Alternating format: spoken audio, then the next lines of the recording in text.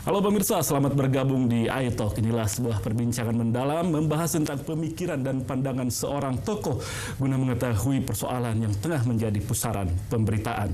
Saya Hardi Hermawan, inilah iTalk.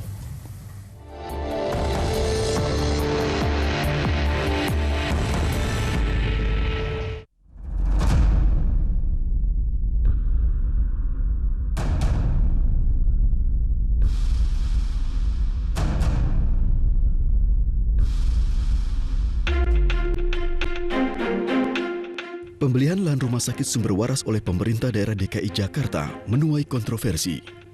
Hasil audit Badan Pemeriksa Keuangan menunjukkan pembelian lahan tersebut dengan harga tidak wajar sehingga menimbulkan kerugian negara. Komisi Pemberantasan Korupsi pun sudah melakukan penyelidikan atas dugaan korupsi pembelian lahan sumber waras. Namun hingga saat ini KPK belum menetapkan tersangka atas kasus ini. Bola panas kasus sumber waras terus bergulir. Sejumlah elemen masyarakat mendesak KPK untuk menetapkan Gubernur DKI Jakarta Basuki Cahayapurnama sebagai tersangka. Pasalnya gubernur yang akrab disapa Ahok ini dinilai bertanggung jawab atas pembelian tersebut. Di sisi lain, sebagian masyarakat menilai BPK salah dalam melakukan audit. Hasil audit BPK dianggap sebagai skenario politik untuk menjatuhkan Ahok yang akan kembali bertarung mempertahankan kursi gubernur. Dugaan BPK berpolitik dalam laporan hasil audit keuangan Pemprov DKI Jakarta ditepis oleh KPK.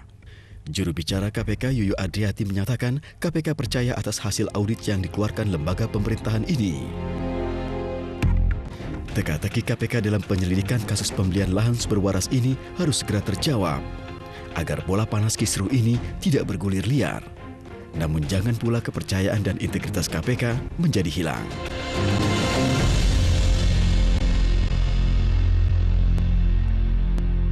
Ya pemirsa, kasus sumber waras terus menjadi kontroversi. Kendati sejumlah ahli menyatakan bahwa KPK seharusnya sudah bisa meneruskan kasus tersebut ke tahap penyidikan, mengingat ada 3 barang bukti yang sudah menyertai kasus tersebut, antara lain keterangan para saksi, keterangan para ahli, dan hasil audit BPK. Tapi sampai saat ini sikap KPK masih menjadi tanda tanya. Kita akan membahas persoalan tersebut dengan seorang tokoh yang pernah menjadi pengawas di lembaga KPK, seorang yang sangat diakui kredibilitasnya, Abdullah Heha Mahua. Apa kabar, Pak? Baik. Terima kasih sudah bergabung di iTalk. Sama-sama. Ya. Kita membahas soal sumber waras dan Anda mengeluarkan pernyataan yang sangat tajam, menyatakan bahwa perlu ada pemeriksaan terhadap pimpinan KPK. Apa latarnya Anda menyatakan hal itu? Ya, sebenarnya ini secara teori bahwa ada yang disebut dengan peristiwa hukum atau peristiwa pidana, perbuatan pidana, dan ada yang bertanggung jawab terhadap pidana. Jadi kalau terjadi suatu peristiwa pidana, harus dicari siapa yang bertanggung jawab atas pidana seperti itu. Okay. Misalnya kalau ada peristiwa pidana, apakah perkelahian, pembunuhan atau apa, tapi kalau dilakukan oleh orang yang gila, maka tidak ada pertanggungjawaban terhadap orang gila itu. Jadi ada 2 hal yang harus diperhatikan. Dan soal sumber waras ini, Anda sudah melihat ada pidana? Persoalan sumber waras, kalau misalnya berdasarkan audit BPK, itu disebutkan ada temuan. Temuan. Tapi temuan di BPK itu kan dari aspek audit. Betul. Keuangan. Sedangkan di KPK, di kepolisian, kejaksaan, mereka harus merujuk kepada KUHAP dan harus merujuk kepada Undang-Undang Tindak Pidana Korupsi. Nah, apakah temuan BPK atau BPKP itu memenuhi unsur yang ditetapkan oleh KUHAP? Nah, seperti itu. Sehingga kalau sudah memenuhi unsur, misalnya ada 2 bukti pendahuluan yang cukup, maka itu sudah bisa ditetapkan sebagai penyidikan, sehingga kemudian ditetapkan ada tersangka. Audit BPK itu sudah bisa dinyatakan sebagai bukti permulaan? Itu yang saya katakan tadi, audit BPK itu dari segi audit. Ya. Di KUHAP belum tentu itu dianggap sebagai alat bukti, sebagai bukti. Nah itu karena itu maka di KPK atau polisi atau jaksa itu mereka harus melakukan apa yang disebut dengan komputer forensik, surveillance, kemudian penyadapan dan seterusnya untuk kemudian menemukan bahwa audit BPK itu betul-betul merupakan salah satu alat bukti. Sebab kalau yang saya katakan tadi orang yang bertanggung jawab, itu berarti dia tahu, dia sadar, dia paham, dia mengerti, dan dia lakukan. Maka kemudian itu unsur pelanggaran, unsur pelanggaran. Nah, untuk itu yang disebut dengan mens rea. Jadi orang punya motif, punya niat untuk melakukan sesuatu. Nah, untuk mengetahui seorang punya motif atau mens rea itu, maka beberapa tools, beberapa instrumen bisa dilakukan. Ada yang langsung, ada yang tidak langsung. Yang langsung itu misalnya ada kickback. Jadi dia terima sesuatu dari hasil kebijakan yang sudah dia keluarkan, atau dalam bentuk janji, dalam bentuk kewenangan, apa dan seterusnya, saya janji seperti itu. Itu adalah pembuktian tentang mens rea secara langsung. Ada pembuktian secara tidak langsung, karena dari 5 alat bukti yang disebut oleh KUHP itu, pertama itu adalah petunjuk. Jadi petunjuk itu misalnya teman-teman penyidik baik KPK, polisi atau jaksa dalam menghadapi kasus begini, mereka bisa melakukan komputer forensik. Jadi apakah kemudian KPK sudah melakukan komputer forensik itu terhadap komputer? Apakah mereka sudah melakukan surveillance di lapangan? Apakah mereka sudah melakukan misalnya penyadapan? Mereka sudah mempelajari email, SMS dan seterusnya. Itu semua, sehingga kemudian merupakan indikator fenomena yang kemudian disebut dengan petunjuk. Nah, kalau sudah itu petunjuk, maka kemudian itulah terbukti bahwa ada mens rea-nya. Ada motif, ada motifnya. Nah, misalnya pelanggaran peraturan perundang-undangan, itu kemudian merupakan petunjuk. Karena itu maka pada pasal 2 ayat 1 disebutkan jika terjadi tindakan melawan hukum. Jadi itu melawan hukum berarti ada peraturan, ada kebijakan, ada undang-undang, tapi dilanggar.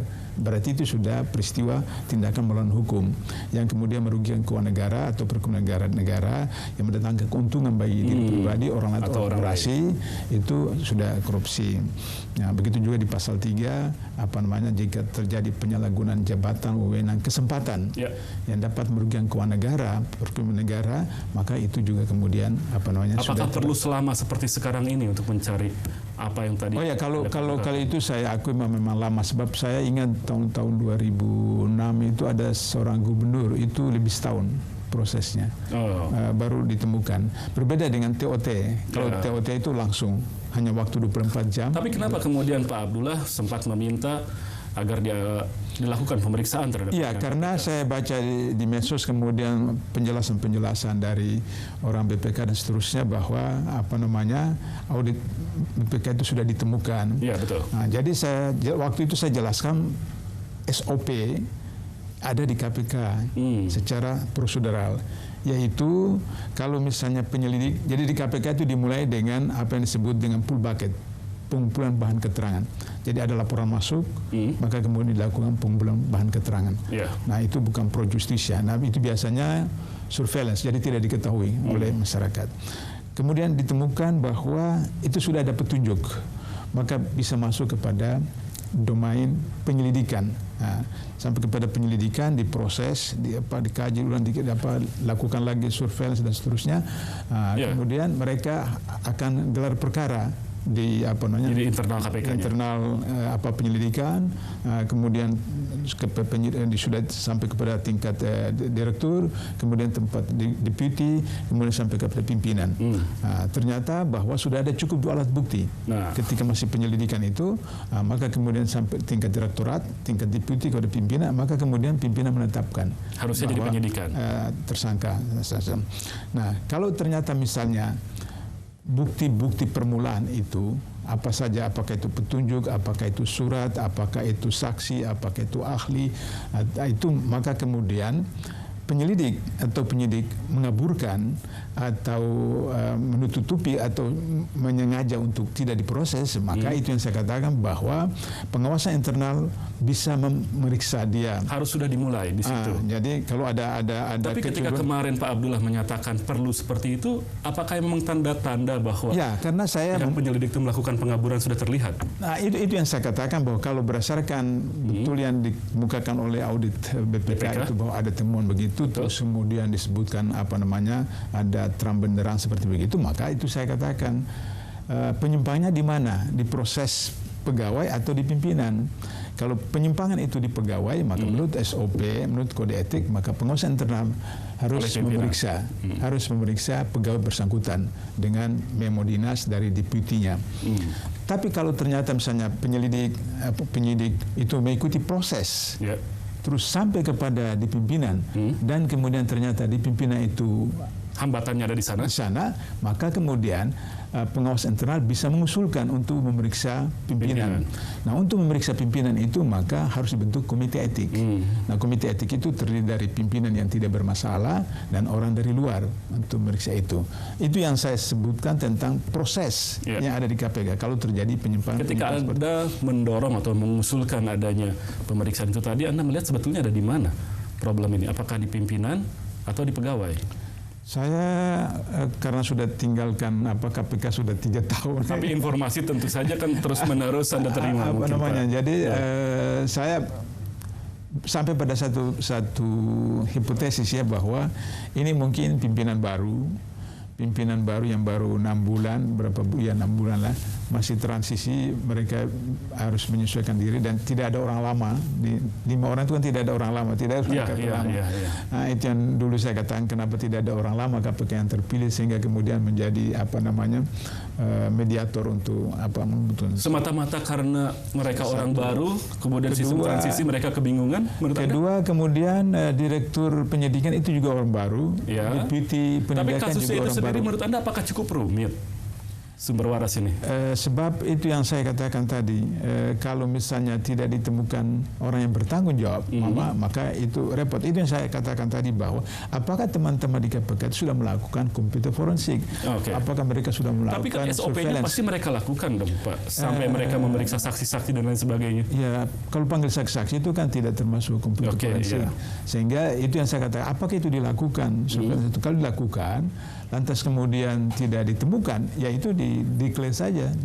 Jadi di dalam Undang-Undang 3199 itu dan Undang-Undang Nomor 30 2000 tentang KPK itu disebutkan bahwa dalam proses penyelidikan jika ditemukan bukti awal berupa 2 alat bukti maka ditetapkan jadi tersangka. Kita akan cukup lega jika persoalan ini memang dilatari oleh persoalan masa transisi, persoalan teknis yang mungkin para pimpinan KPK ini harus mempelajari lebih detail.